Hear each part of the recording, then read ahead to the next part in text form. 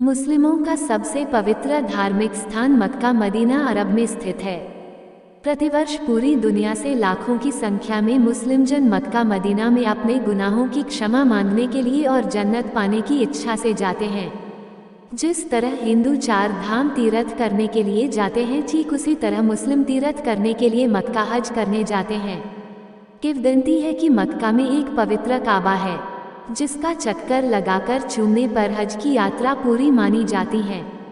मक्का पहुंचने के लिए हज यात्रियों को पहले मक्का की राजधानी जेद्दाह या यूं कहें कि वो बंदरगाह जहां से लोग मक्का में प्रवेश करते हैं, उसे पार करना होता है। जेद्दाह अंतर्राष्ट्रीय हवाई अड्डे का भी मुख्य स्थान माना जाता है। जेद्दाह से मक्का जाने तक के पूरे मार्ग में हर तरह की नियमावली और निर्देशों का उल्लेख रहता है।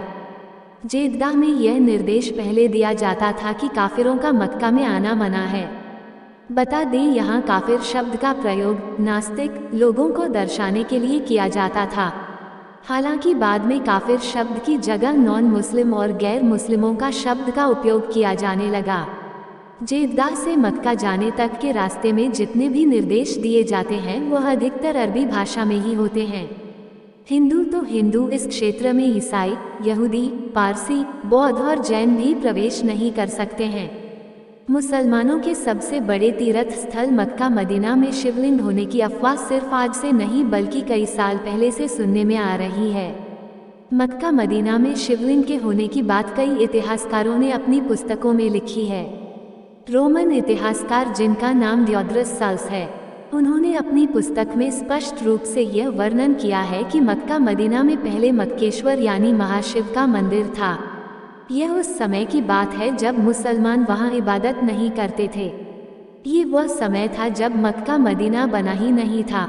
मक्का के बनने से पहले से ही वहां पर मक्केश्वर की आराधना होती आ रही है। ऐसा भी माना जाता है कि मक्का में 365 मूर्तियों की पूजा की जाती थी, लेकिन फिर बाद में मुसलमानों ने मूर्तियों को हटा दिया था। लेकिन मूर्तियों को हटाने के बाद भी उनके दाग वहीं पर रह गए हैं। इतिहासकार तो हमेशा ही कहते हैं कि मुसलमानों के आगमन से पहले ही मक्का में इबादत की जाती थी। मक्का मदीना के पाक साफ स्थल होने का एक कारण ये भी है कि वह स्थल कुरान, जो कि मुसलमानों का पवित्र ग्रंथ है, उसका उद्गम स्थल माना जाता है। मक्का में काबा है, इसीलिए तो दुनिया भर के सभी मुसलमान नमाज पढ़ते समय अपना मुंह काबा की दिशा में ही रखते हैं, ताकि नमाज के समय उनकी बात सीधा अल्लाह तक पहुंच जाए। कई जगह ये स्पष्ट है कि मक्का की सबसे बड़ी तीर्थ पहले मक्केश्वर महादेव का मंदिर था। कई प्राचीन कहानियों में इस बात का भी जिक्र मिलता है कि मक्का में बहुत बड़ा काले रंग का शिवलिंग था, जिसकी लोग पूजा करते थे। ऐसा भी माना जाता है कि वह शिवलिंग आज भी खंडित अवस्था में मक्का में मौजूद है। शिवलिंग को एक क्यूब आकार बॉक्स बनाकर घेर दिया गया है, ताकि हिंदुओं को कभी भी इस बात की भनक ना पड़े और लोग इसी कमरानुमा घर की इबादत करते हैं। महान इतिहासकार P.N. ओक ने अपनी पुस्तक वैदिक विश्व राष्ट्र का इतिहास में मक्का में शिवलिंग होने की बात को विस्तार में स्पष्ट किया है।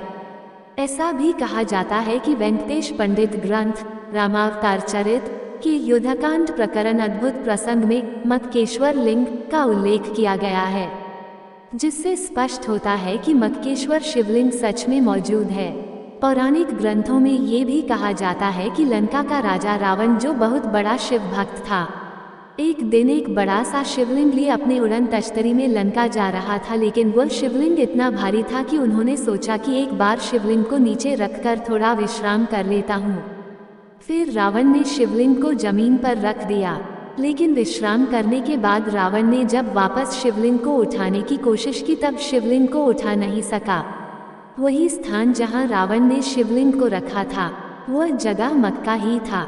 कई पौराणिक ग्रंथों में ये भी कहा जाता है कि जिस स्थान पर आज मक्का है, वहां श्री कृष्ण ने काल्यवन नामक राक्षस का विनाश किया था। मोहम्मद पैगंबर के आने से पहले शिवलिंग को लात कहा जाता था। मक्का में मौजूद काले पत्थर की लोग उपासना करते हैं। जिसकी इबादत करते थे वह काले रंग का पत्थर नहीं बल्कि शिवलिंग है। मक्का में शिवलिंग की उपस्थिति पर गंगा के विषय में एक मशहूर कहानी है। कारण शिवजी गंगा और चंद्रमा के साथ नहीं रह सकते हैं। ये बात बिल्कुल सच है कि जहाँ महादेव की शिवलिंग होगी, वहाँ पवित्र गंगा का स्थान जरूर होगा। मक्का के काबा के पास पवित्र झरना बहता है जिसके पवित्र जल को ग्रहण करके लोग धन्य हो जाते हैं। मुसलमान इस पवित्र झरने को आबे ज़मज़म के नाम से पुकारते हैं। हज करने के बाद मुस्लिम लोग इस पवित्र जल को अपने बोतल में भरकर अपने साथ ले आते हैं। ये समानता बिल्कुल वैसी है जैसे लोग गंगा के निकट गंगाजल को अपनी बोतल पर भर लेते हैं। मक्का में हज के दौरान कई सारी रीतियां वैसे ही निभाई जाती हैं जैसे हिंदुओं में पूजा के समय निभाई जाती हैं।